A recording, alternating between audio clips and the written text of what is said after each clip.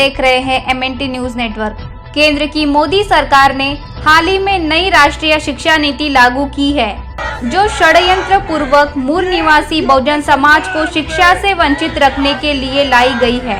लेकिन इस शिक्षा नीति के विरोध में अब मूल निवासी विद्यार्थी संघ और मूल निवासी संघ ने राष्ट्रव्यापी आंदोलन छेड़ा है, जिसके चलते 19 अक्टूबर को देश के सभी जिलाधिकारियों के द्वारा महामहिम राष्ट्रपति को ज्ञापन सौंपा गया। मध्य प्रदेश के खंडवा में भी मूल निवासी संघ के कार्यकर्ताओं ने जिलाधिकारी को ज्ञापन दिया।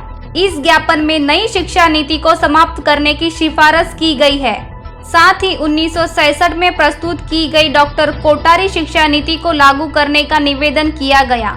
इसी के साथ 6 से 14 वर्ष के बच्चों के लिए अनिवार्य और निःशुल्क शिक्षा लागू करने की विनती की गई तथा शिक्षा का राष्ट्रीयकरण कर पूरे देश में एक समान शिक्षा लागू करवाने के लिए ज्ञापन में ध्यानाकर्षण किया गया।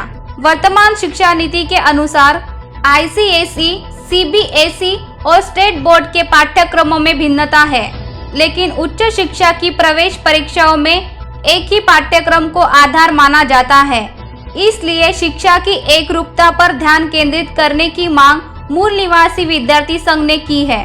केंद्र सरकार ने इसी साल अगस्त महीने में नई शिक्षा नीति लागू की है, जिसमें स्कूली शिक्षा, उच्च शिक्षा, वयस्क शिक्षा, भारतीय भाषाओं को बढ़ावा, कला तथा तकनीकी शिक्षा का एकीकरण करने का प्रावधान किया गया है।